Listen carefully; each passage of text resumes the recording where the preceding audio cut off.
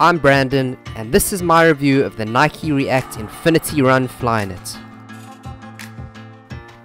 Nike released the Infinity Run to take the place of both the Nike Structure and the Epic React, which have been discontinued. The Structure 22 and the Epic React are worlds apart in terms of ride, stability and fit. The new Infinity Run gets the usual Nike massive marketing push, this time claiming that their shoe prevents more injuries when compared to their previous support shoe, the Structure 22. So can the React Infinity Run take the place of both the Structure 22 and the Epic React?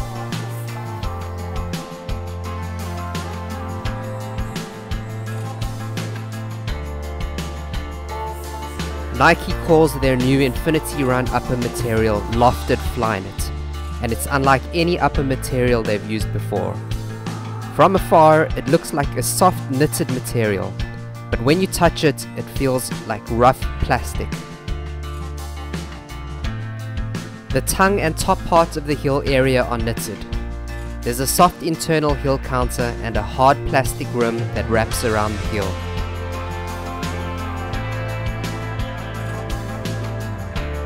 This new heel setup is a step backwards for Nike because I experienced heel slip no matter how tight I tied the laces. What makes things worse is that the tongue has a booty construction, so you can't do a heel lock. You can also feel the lacing pressure through the tongue because it's so thin. The problems that I had with the original Epic React uppers still exist. The collar comes up too high, so you can't wear them with low socks or the collar will dig into your skin. I have to wear the thickest socks I have to add a layer of cushioning between my skin and the shoe collar. Going sockless is also out of the question. How a big company like Nike has overlooked these issues is a mystery to me. The toe box is wider and more roomy than the Epic React. The knit doesn't stretch, so if possible, try them on before you buy them. They were true to size for me. The React foam used in the Infinity Run is a different kind from the React used in the Zoomfly 3 and Vomero 14. It's much softer and much springier. Nike calls their React foam their most complete midsole foam, but this is the third year that they'll be using React foam, and the novelty is wearing off. React just doesn't feel as responsive or magical as Nike's own Zoom X foam. It's also heavy compared to super foams like Hyperburst, Float Ride and Zoom X.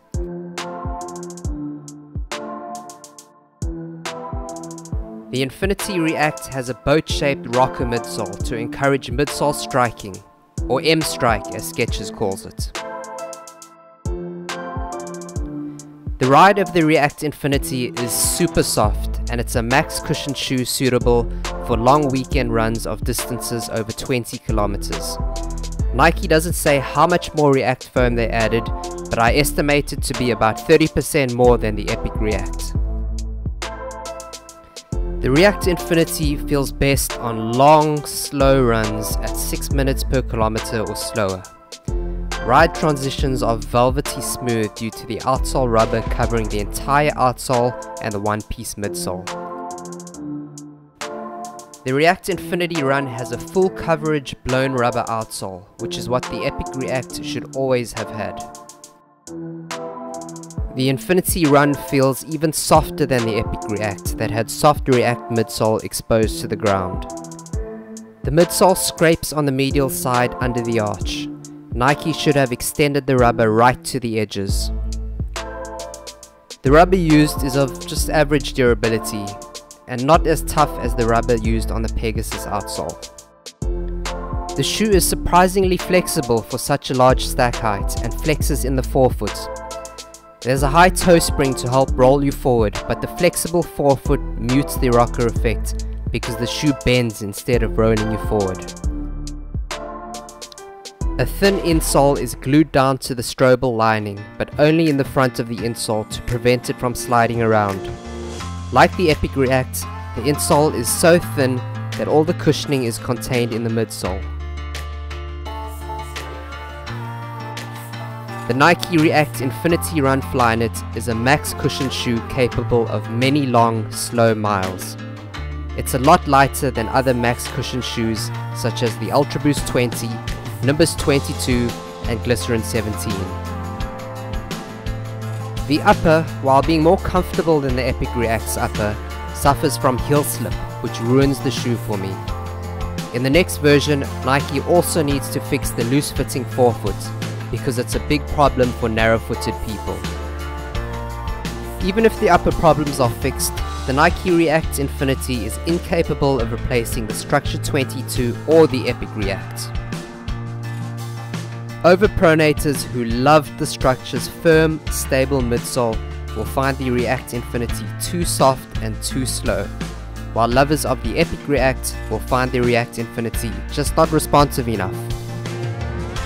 Thanks for watching. If you enjoyed the review, like, favorite and subscribe to the channel.